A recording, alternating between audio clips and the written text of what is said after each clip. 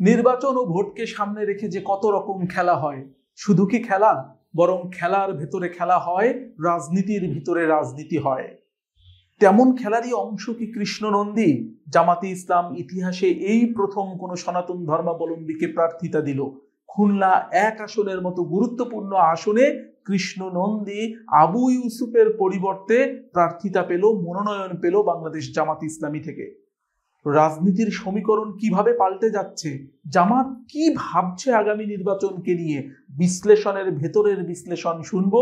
খুলনা 1 আসনের ইতিহাস জানবো, কৃষ্ণনন্দী সম্পর্কে জানবো।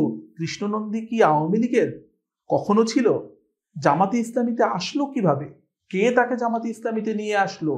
প্রার্থিতা দেওয়ার ক্ষেত্রে কার ভূমিকাই বা উল্লেখযোগ্য? দি বাংলা পালসের আজকের আয়োজনে এই বিষয়গুলো নিয়েই কথা বলবো। শেষ পর্যন্ত সাথে থাকার আমন্ত্রণ জানাই। কৃষ্ণনন্দী এই মুহূর্তে বাংলাদেশের রাজনীতিতে সবচেয়ে উল্লেখযোগ্য নাম, সবচেয়ে আলোচনার বিষয়বস্তু, বলা যায় টক অব দ্য কান্ট্রি। জামাতে ইসলামী ইতিহাস ভেঙে এই প্রথম কোন সনাতন ধর্মাবলম্বীকে প্রার্থিতা দিয়েছে, যেখানে তাদের দলের মনোনয়ন পাওয়া জন্য রোকন হওয়া বাধ্যতামূলক, অর্থাৎ সাংগঠনিক স্ট্রাকচারের সর্বোচ্চ পদে থাকা বাধ্যতামূলক। সেখানে কিনা একজন সনাতন ধর্মাবলম্বী খুলনা 1 আসনে ওই উপজেলার আমির আবু ইউসুফের পরিবর্তে প্রার্থিতা পেল। ব্যাপারটা কেমন? কিভাবে কৃষ্ণনন্দী? দি ওয়ালকে দেয়া একটি সাক্ষাৎকারে কৃষ্ণনন্দী বলেছে, জামাতে ইসলাম সাম্প্রদায়িক সম্প্রীতির দল। জামাতে ইসলাম অনেক হিন্দুকে বাঁচিয়েছে এবং তার জন্য জামাতে ইসলামের প্রতি তার অনেক ভালো ধারণা। জামাতে ইসলামী উগ্রপন্থী দল নয়। মানুষ যা বলে তা সেটা সম্পূর্ণ ভ্রান্ত ধারণা। বোঝাই যাচ্ছে এই কথার মাধ্যমে কৃষ্ণনন্দী জামাতে ইসলামের একজন বড় সমর্থক। কিন্তু কৃষ্ণনন্দী কে? তিনি একজন ব্যবসায়ী, সনাতন ধর্মাবলম্বী মানুষ। খুলনার ডুমুরিয়া উপজেলার চুকনগরে তার জন্ম। কিন্তু এই চুকনগর কি শুধুই চুকনগর? না, বরং এই চুকনগরে রয়েছে একটি কালো ইতিহাস। কালো ইতিহাসটি কেমন? পাকিস্তানি হানাদার বাহিনীর কবলে পড়ে এবং পাকিস্তানি হানাদার বাহিনীর আক্রমণে মাত্র কয়েক ঘন্টার ব্যবধানে প্রায় 12,000 হিন্দু বাসিন্দাকে নির্বিচারে হত্যা করেছিল পাকিস্তানি বাহিনী। তেমন একটি অঞ্চল থেকে উঠে আসা মানুষ কৃষ্ণনন্দী। তিনি কিনা এখন বটিয়াঘাটা এবং দাকুপ উপজেলার খুলনা 1 আসনে জামাতে ইসলামের প্রার্থী। কে তাকে রাজনীতিতে নিয়ে আসলো সে ব্যাপারটি কৃষ্ণনন্দী নিজেই বলেছেন। মিয়া গোলাম পরওয়ার, অধ্যাপক মিয়া গোলাম পরওয়ার, যিনি কিনা জামাতে ইসলামের সেক্রেটারি জেনারেল, তিনি এবং তার প্রভাবেই রাজনীতিতে আসেন কৃষ্ণনন্দী এবং জামাতে ইসলামের অমুসলিম শাখার একজন দায়িত্বশীল নির্বাচিত হন। এবং মিয়া গোলাম পরওয়ার বিগত 1 বছর ধরে যত নির্বাচনী প্রচারণা খুলনায় করেছেন তার প্রায় সবগুলোতে কৃষ্ণনন্দীকে নিয়ে গেছেন এবং কৃষ্ণনন্দী সেখানে বক্তব্য রেখেছেন। অর্থাৎ বোঝাই যাচ্ছে মিয়া গোলাম পরওয়ারের নিজস্ব তত্ত্বাবধানেই কৃষ্ণনন্দী আজকে এই প্রার্থিতা পেল। তিনি নিজের মুখে স্বীকার করেছেন, সে কথাও জানিয়েছেন দলীয় আনুগত্যের কথা। কিন্তু এই কৃষ্ণনন্দী কখন জামাতে ইসলামীতে যোগদান করলেন? এই কৃষ্ণনন্দী 2003 সালে জামাতে ইসলামীতে যোগদান করেছেন। এতটুকুই তার ইতিহাস নয়, বরঞ্চ এই কৃষ্ণনন্দীর ব্যাপারে অনেক কথা রয়েছে। 2003 সালে তার এই জামাতে ইসলামে যোগদানের পূর্বে আমরা দেখতে পাই, যেহেতু এই আসনটি বরাবরই আওয়ামী অধ্যুষিত আসন এবং সনাতন ধর্মাবলম্বীরা বরাবরই আওয়ামী লীগকে ভোট দিয়ে এসেছে, সঙ্গত কারণেই আওয়ামী লীগের সংসদ সদস্যরাই এখানে নির্বাচিত হয়েছিলেন। কিন্তু দেখা যায় এক সময় তিনি আওয়ামী লীগের রাজনীতির সাথে সম্পৃক্ত ছিলেন। এমপি, আওয়ামী লীগের সাবেক এমপি নারায়ণ চন্দ্র চন্দের ঘনিষ্ঠ হিসেবেও তিনি পরিচিত ছিলেন। এলাকায় নেতৃত্বের গোলমারের জেরে 2003 সালে মিয়া গোলাম পরওয়ারের হাত ধরে তিনি জামাতে ইসলামীতে যোগদান করেন। তার মানে আওয়ামী লীগ থেকে ট্রান্সফার হয়ে জামাতে ইসলামীতে যোগদান করেছেন কৃষ্ণনন্দী, যিনি একজন ব্যবসায়ী, খুলনা চুকনগরে যার জন্ম। তিনি প্রার্থিতা পেয়েছেন খুলনা 1 আসনে। আমরা খুলনা 1 আসনটাকে নিয়ে একটু বিশ্লেষণ করি। আমরা পরবর্তীতে আসছি তার জয়ের সম্ভাবনা এবং অন্যান্য বিষয় নিয়ে। খুলনা 1 আসন আসলে কেমন আসন, তার ইতিহাস কি, আমরা একটু জেনে আসি। যদি আমরা 1986 সাল থেকে ভোটের হিসাব করি তাহলে দেখতে পাই শুধুমাত্র ফেব্রুয়ারি 1996 এর যে নির্বাচন অনুষ্ঠিত হয়েছিল সেখানে বাংলাদেশ জাতীয়তাবাদী দলের একজন প্রার্থী জয়ী হয়েছিলেন। এ বাদে বাকি পুরোটা সময় জুড়ে এই আসনটি সব সময়ের জন্য আওয়ামী লীগের দখলে ছিল। 1986 সালে আওয়ামী লীগ এখানে জয়লাভ করেছিলেন শেখ হারুনুর রশিদ।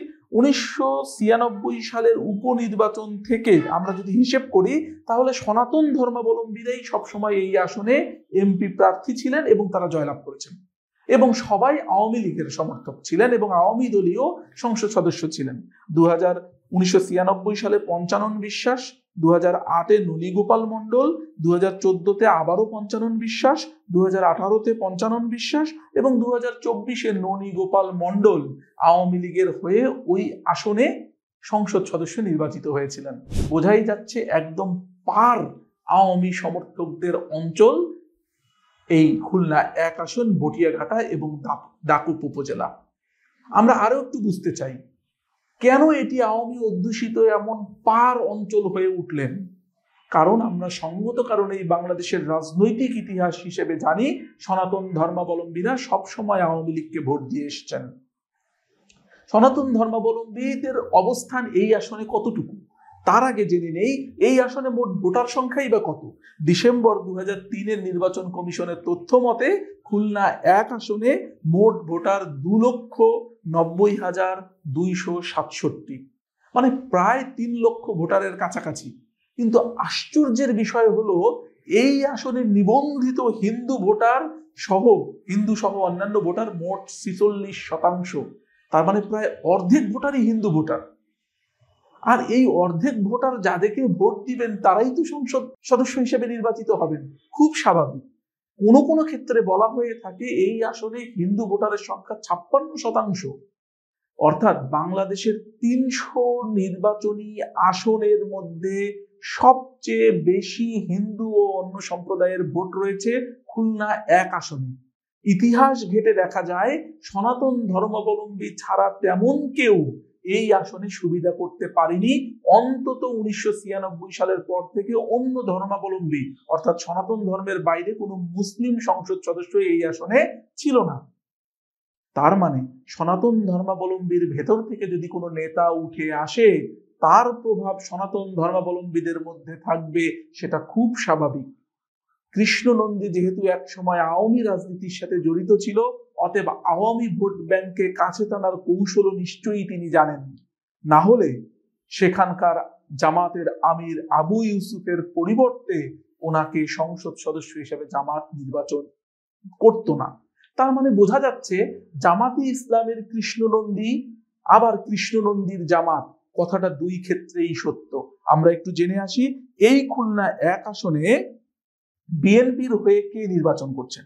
বিএনপির হয়ে নির্বাচন করবেন বিএনপি জেলার সাবেক আহ্বায়ক আমির এজাজ খান।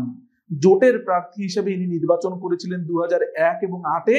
সেখানে 2001-এ 31.4% ভোট পেয়েছিলেন এবং 2008-এ পেয়েছিলেন 35% ভোট।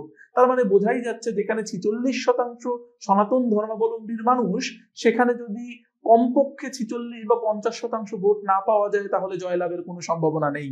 জামাতে ইসলামী খুলনার এই 1 আসনে প্রার্থীতা পরিবর্তন করলেন।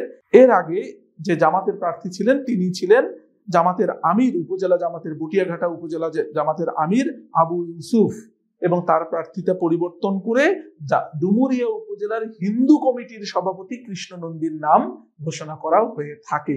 এই আবু ইউসুফ কেন তাকে পরিবর্তন করা হলো, এটার আরো একটি কারণ হতে পারে। কারণ 1996 সালে শেখ আবু ইউসুফ এই আসনে জামাতে ইসলামীর হয়ে প্রতিদ্বন্দ্বিতা করেছিলেন, অর্থাৎ খুলনা 1 আসনে। সেখানে তিনি মাত্র 2% ভোট পেয়েছিলেন। সুতরাং এমনটা হতেই পারে জামাতের নির্বাচনের ইন্টারনাল কৌশলের ভিতরে শেখ আবু ইউসুফকে যথেষ্ট প্রতিদ্বন্দ্বিতাপূর্ণ প্রার্থী ওনারা নাও মনে করতে পারেন। সেক্ষেত্রে ইতিহাস, ডেটা এবং তথ্য মোতাবেক সনাতন ধর্মাবলম্বীকে দিয়েই সনাতন ধর্মাবলম্বীদের আসনটি জেতার চেষ্টা করেছেন জামাতে ইসলামী। এটা নির্বাচনী কৌশলের একটি বড় অংশ। সেক্ষেত্রে বলতেই হবে এটি জামাতে ইসলামের একটি অত্যন্ত গুড মুভ। এবং একই সাথে যার কথা বলেছিলাম, ডুমুরিয়া এবং ফুলতলা উপজেলা নিয়ে গঠিত যে খুলনা 5 আসন রয়েছে, সেখানে জামাতের প্রার্থী দলের সেক্রেটারি জেনারেল মিয়া গোলাম পরওয়ার 1 বছর ধরে ডুমুরিয়া এবং ফুলতলায় তার বিভিন্ন রাজনৈতিক সমাবেশে কৃষ্ণ নন্দীকে দেখা গেছে। তার নেতৃত্বে প্রতিটি সমাবেশেই সনাতন ধর্মাবলম্বী নারী পুরুষের সরব উপস্থিতি ছিল। তবে আওয়ামী লীগের ঘাঁটি হিসাবে পরিচিত খুলনা 1 আসনে 1991 সালের পর 1996 সালের 15 ফেব্রুয়ারির একতরফা নির্বাচন ছাড়া বিএনপি কখনোই এই আসনে জেতেনি। এক সময় বাম দলের প্রভাব থাকলেও জামাতের অবস্থান সবসময় দুর্বল ছিল। তবে সাম্প্রতিক সময়ে জামাতের সাংগঠনিক কার্যক্রম কিছুটা বেড়েছে এবং এই কিছুটা বাড়া সাংগঠনিক কার্যক্রমকে আরো বেগবান করতেই কৃষ্ণ নন্দীকে খুলনা 1 আসনে জামাতের প্রার্থী হিসেবে মনোনয়ন দেওয়া হয়েছে। আগেই বলেছি, নির্বাচন আসলে একটি খেলা। নির্বাচনের এই খেলায় যে যত বেশি কৌশলী, যে যত বেশি প্রতিপক্ষকে রিড করতে পারে, যে প্রতিপক্ষের মনকে পড়তে পারে, ভোটারদের কাছে টানার কৌশল জানে, তারাই জয়লাভ করবে সেই আসনে। সেক্ষেত্রে কৃষ্ণ নন্দী একটা গুরুত্বপূর্ণ ফ্যাক্টর হয়ে জামাতের জন্য সুফল বয়ে আনতে পারে, সে কথা বলাই বাহুল্য। দি বাংলা পালসের আজকের আয়োজনে আমাদের সাথে থাকার জন্য আপনাদেরকে ধন্যবাদ জানাই। যারা সাবস্ক্রাইব করেননি তাদেরকে সাবস্ক্রাইব করার আহ্বান জানাই, যারা পরামর্শ দিবেন তাদেরকে কমেন্ট করার আহ্বান জানাই এবং শেয়ার করে বন্ধুদের মাঝখানে আরো বেশি করে ছড়িয়ে দেওয়ার প্রত্যাশা রইল। নির্বাচনের খেলা, নির্বাচনের নানান না দেখা বিশ্লেষণগুলো আমরা আপনাদের সামনে তুলে ধরতে বদ্ধপরিকর। বাংলা পালসের সাথে থাকার জন্য আপনাদেরকে অসংখ্য ধন্যবাদ।